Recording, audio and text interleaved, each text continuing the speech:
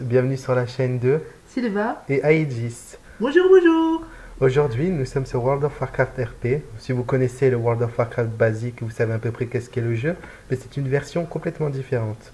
Le World of Warcraft RP est une version, comme il est dit dans son nom, une version RP, où l'univers de World of Warcraft est complètement différent. Nous nous retrouvons dans une version qui est vraiment à 100% basée sur le RP. Il n'y a aucun monstre présent, ni aucun moyen de PVP à part en RP. Comme vous pouvez le voir, mon personnage est directement niveau 110. Quand nous arrivons dans le jeu et que nous créons notre personnage, il est possible d'atteindre le niveau 110 directement. Vous avez plusieurs métiers de disponibles. Vous pouvez être un vendeur qui est dans le jeu ou un aventurier.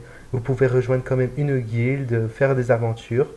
Il est possible aussi de faire des expéditions. Vous pouvez être capable de créer vos propres monstres. Et aussi, vous pouvez faire vos propres actions. Genre, je peux vous donner quelques exemples ici et là. Comme par exemple, ici, il y a une action où je peux mettre mon sceptre en avant. Comme vous le voyez, je peux marcher avec mon sceptre en main, faire beaucoup de choses et ce que vous voulez.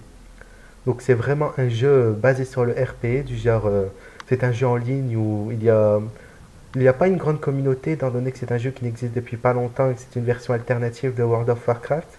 Mais c'est un jeu que j'aime beaucoup parce qu'on peut vraiment faire ses propres aventures et tout, pas comme dans World of Warcraft. Et pour ceux qui aiment beaucoup le RP, je trouve que ce jeu pourrait être très intéressant. Et vous gardez aussi, par exemple, les sorts basiques de World of Warcraft, comme celui-là. Et oui, voilà, vous gardez tous les sorts. Vous pouvez aussi changer de spécialisation. Comme vous voyez, là, je suis un prêtre, prêtresse, pour être plus exact, discipline, sacré, ombre. Et il y a aussi les talents qui sont présents.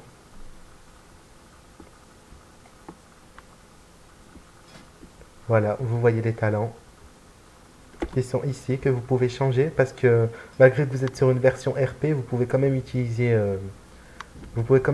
vos sorts pour les actions RP. Ensuite, je vais vous présenter un peu mieux le contexte RP. Comme vous voyez ici, il est écrit mon nom, Shehara. Après le titre, je suis grande prêtresse du temple d'Horus, c'est en référence à votre histoire. Après, il y a les caractéristiques, lieu de naissance, lieu de résidence. Personnellement, j'ai mis inconnu et inconnu parce que je ne trouvais pas utile par rapport à mon histoire RP de savoir le lieu où j'étais né. Ensuite, il y a la personnalité. Il y a plusieurs personnalités différentes. Selon la barre, vous pouvez dire par exemple, là j'ai mis chaotique et loyal. La barre bleue est beaucoup plus présente que la barre marron, ce qui veut dire que je suis plus loyal que chaotique. Ensuite, par exemple, indulgent, je suis plus indulgent que rancunier. Pieux, je suis plus pieux que rationnel. Sincère, plus que trompeur. Et réfléchi, plus que impulsif. Selon le caractère de votre personnage, l'histoire et même la classe de votre personnage, il est possible de lui donner un caractère complètement différent. Prenons un exemple. Un prêtre a souvent une religion, donc c'est normal d'être plus pieux à 100% plutôt que rationnel. Rationnel qui veut dire que vous êtes rationnel, vous ne croyez pratiquement en rien. À propos, la case à propos qui sert à voir votre histoire. Si vous voulez faire stop, vous pourrez lire mon histoire si vous voulez. Ça parle de votre histoire RP. N'importe quel personnage passant par là pourrait venir et voir votre histoire RP pour vous conseiller aussi sur votre histoire RP. Si par exemple elle peut être incohérente, ça m'est déjà arrivé que par exemple on me dise que j'avais une personnalité qui n'allait pas à mon personnage étant donné que j'étais une prêtresse de punir tous les bandits et tout qui sévisseraient dans les parages. Après, si vous voulez, vous pouvez mettre aussi des informations hors RP qui signifient des informations sur vous, si vous voulez, pour qu'on apprenne mieux à vous connaître. Personnellement, ce n'est pas ce que j'ai fait. Ensuite, style de roleplay. Fréquence de jeu en RP. Ça veut dire quand la plupart du temps vous êtes en train de RP. Plein temps, la plupart du temps, la moitié du temps. Moi, j'ai mis la plupart du temps parce que je ne RP pas non plus énormément. Accepter les blessures. Est-ce que vous acceptez d'être blessé? Encore une fois, c'est des actions RP, donc vous pouvez refuser. Vous pouvez même être avec la permission du joueur ou ne pas l'afficher du tout. Ensuite, acceptez-vous les blessures? Si oui, ou si non, ou si avec la permission du joueur. Acceptez la mort, parce que effectivement, vous pouvez mourir. Dans tout RP, n'importe qui pourrait mourir avec des actions. Ce qui veut dire que si par exemple vous vous engagez dans un combat RP et que le combat RP se finit par un échec, c'est possible que votre personnage meure et qu'ensuite, ben, malheureusement, il faudra abandonner ce personnage s'il meurt et le recréer par la suite. Mais vous pouvez décider aussi de ne pas vouloir que votre personnage meure. Ça fait partie du RP.